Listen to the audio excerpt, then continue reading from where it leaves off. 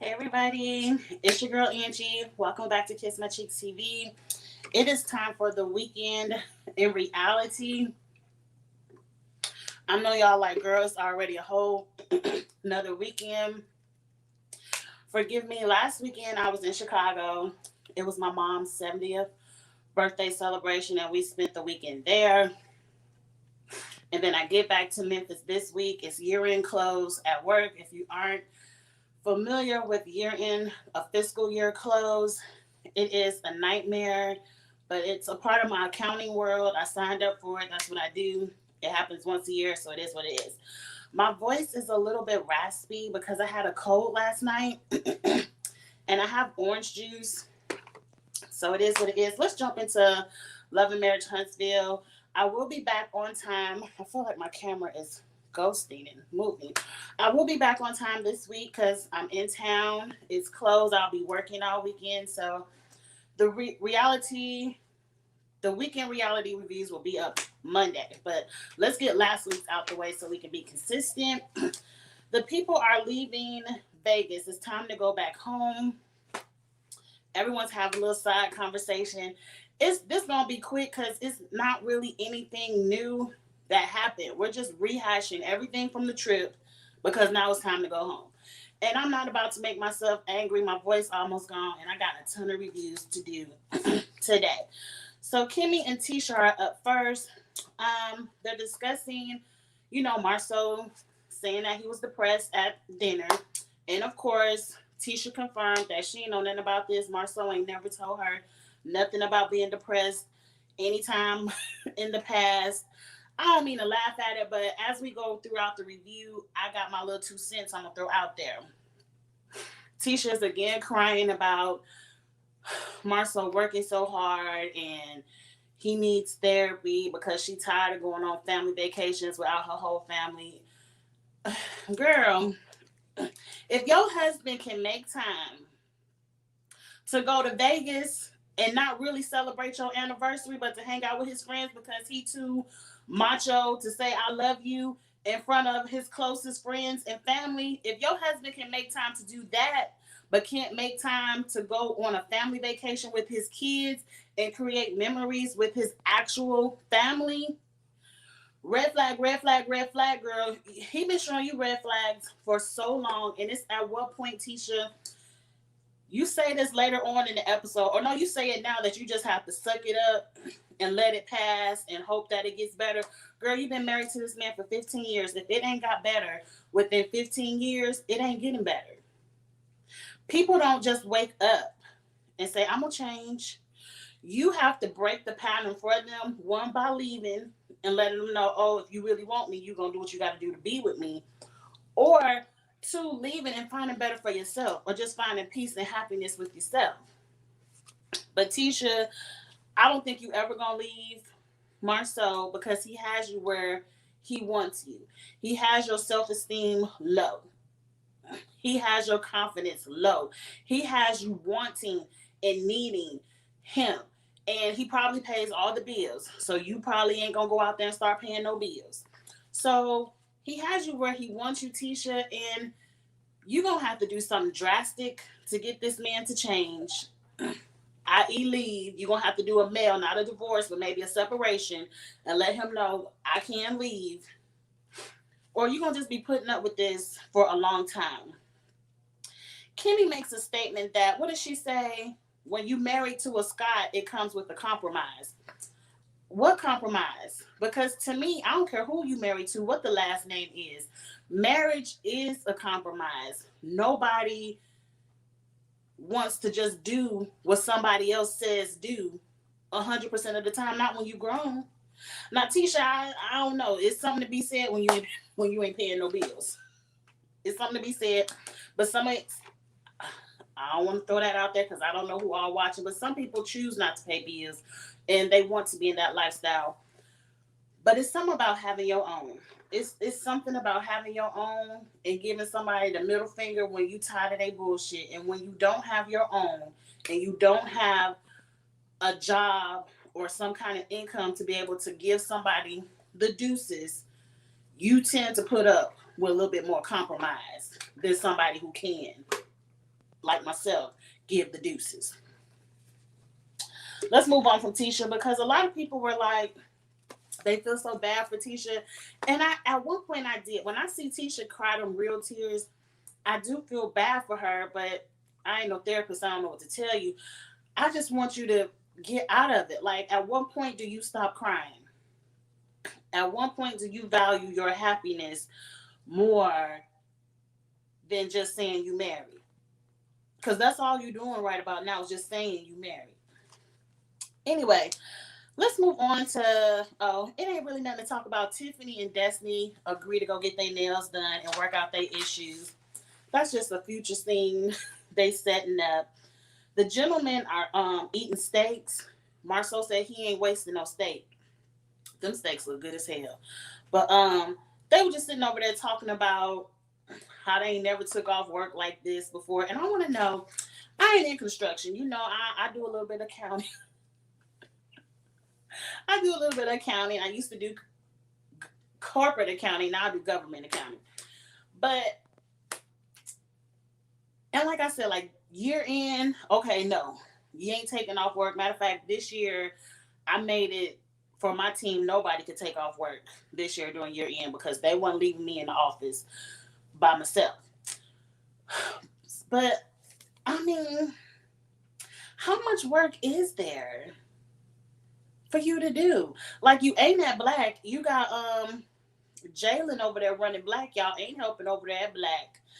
This little chocolate liquor sound nasty, so that sound like that's a job that's getting ready to go to the wayside. What the hell is Tisha doing? She's supposed to be having all these degrees, being your helpmate. What the hell is she doing?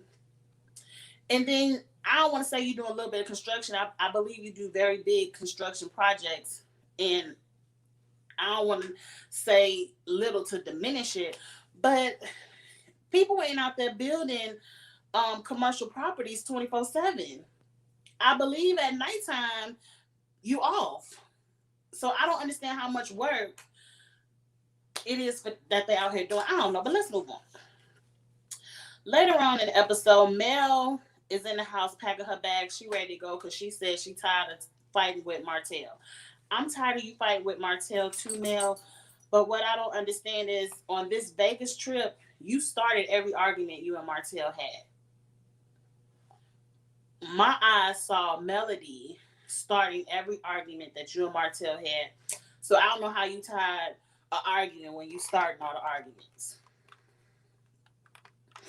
Let's wrap this up in a bow. The Scotts, both sets of Scotts, go out to dinner to discuss Marceau's depression. I kind of feel like maybe Marceau isn't depressed because I've been, hey, how you doing? It's me. I've been in that state of depression that he talked about last week. And it just sounds like he's using the buzzword depression as a way to continuously control his wife. Like, he doesn't want help. He just wants to work, and see if it'll pass. I understand his point of view because Robin over on the Housewives said it, where he grew up poor and he just doesn't want to fail. He wants his family to see something different than how he grew up. And I understand that.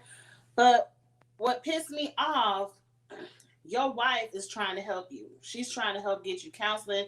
She don't want to wake up one day and her husband do something drastic because he says he's depressed. And you talking about, if you want to help me, just listen. And the way Marceau said that, it was like, he said just listen. But the way he said it was like, all I need you to do is shut the fuck up, listen, and do what the hell I say do. That's what he meant.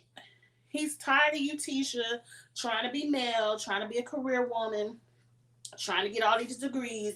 He wants you in that house with them kids, quiet.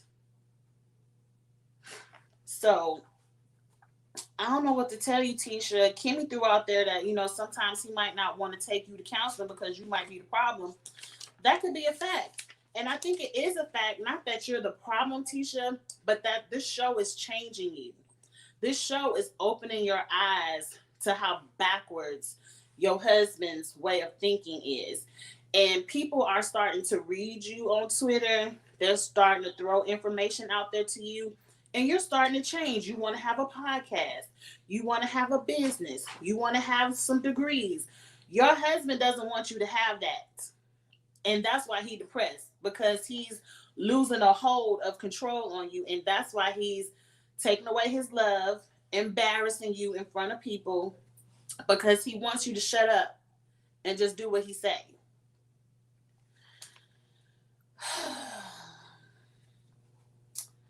But anyway, if you are depressed, Marcel, I do pray you get some help, because to me that's a serious thing. And when you've been there and you did have to go get help for it, it's no, oh, I'm just gonna go to sleep and wake up and hope it goes away, because it doesn't. And I know. But let's end it all, because at the end of this, Mel and Martell want to fight over custody. I believe Martell went and took Martell Jr. to play a little baseball with Lewis.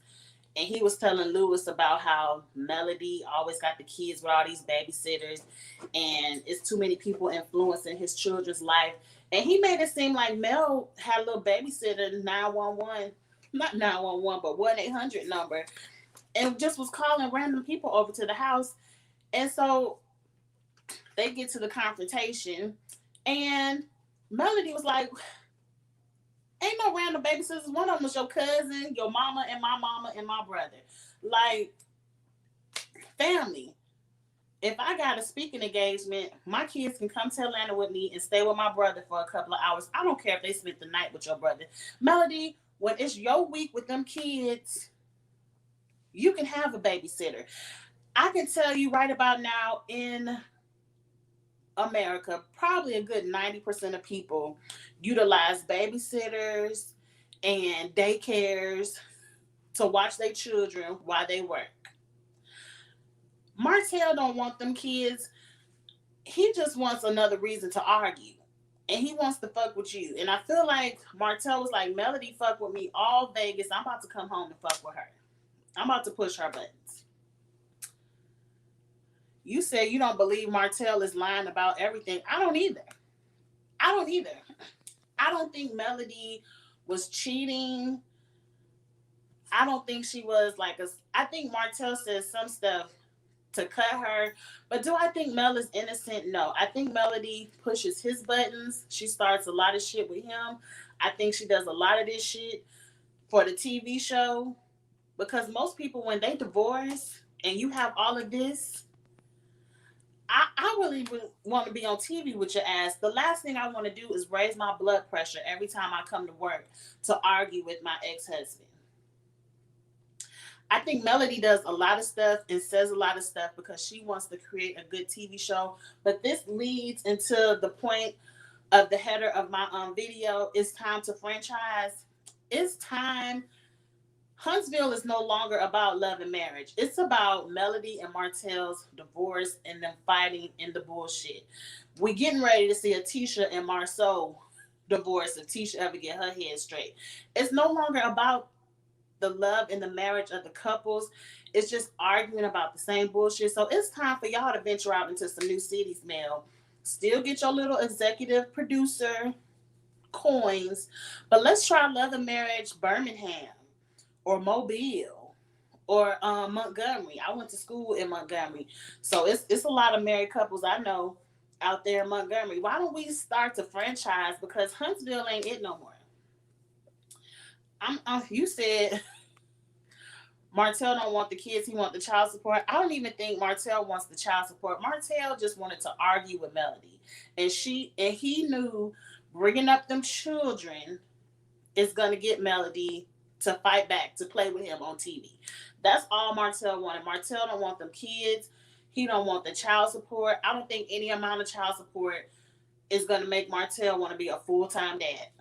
So we coming up on, they showed us a little preview for the next few episodes, the rest of the season, and all we gonna see is more of Mel and Martell fighting. We gonna see Wanda come back and stir up some shit. Martell's mama about to come get in the mess, and I used to like his mom and thought she had a level head, but now she want to come play TV. Melody's mama about to tell somebody, don't put your hands on me, and I ain't mad at her for that. And there's a scene that's very disturbing to me.